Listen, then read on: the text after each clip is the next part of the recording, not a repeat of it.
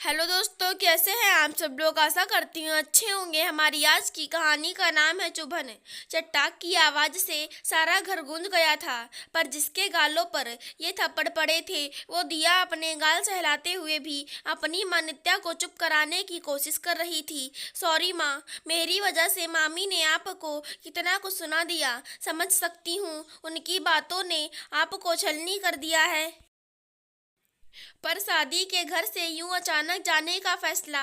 दिया माँ के गले लग उसके साथ साथ खुद के आंसू भी पोंछ रही थी। तुम्हें क्या जरूरत थी दिया कन के कपड़े पहनने की। हम लेकर आए ही थे ना, जैसे भी थे वही पहनना था तुम्हें। मामी ने इतना कुछ बोल दिया पर मेरी माँ कुछ ना बोल सकी।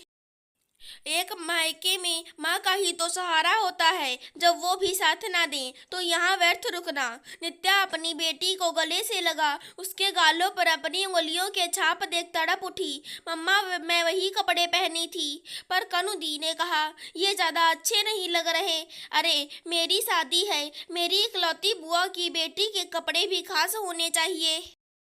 ऊपर से तुम ही मेरी इकलौती बहन हो और जबरदस्ती मुझे अपनी एक ड्रेस पहनने को दे दी। मुझे क्या पता था वो महंगी है या सस्ती। ऊपर से वो एक जगह से फटी हुई है। तभी मम्मी कमरे में आई और सुनाने लगी। दिया रोते हुए बोली, नित्या, जब तुम्हारी बेटी के पास कपड़े नहीं है तो मांग लेना था।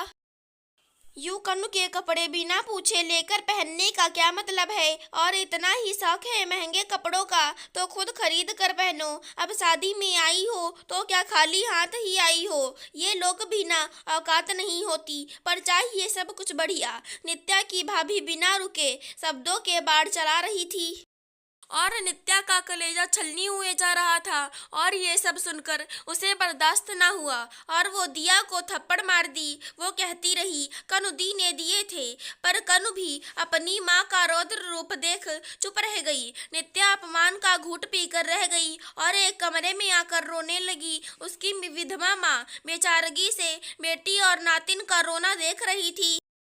माँ, हम जा रहे हैं। माँ की किसी भी प्रतिक्रिया के प्रत्युत्तर का इंतजार करने से पहले नित्या अपना और अपनी बेटी का सामान बांध कर निकल गई। सबने बहुत रोकने की कोशिश की, यहाँ तक कि उसकी भाभी ने भी, पर नित्या से वहाँ रहा ना गया।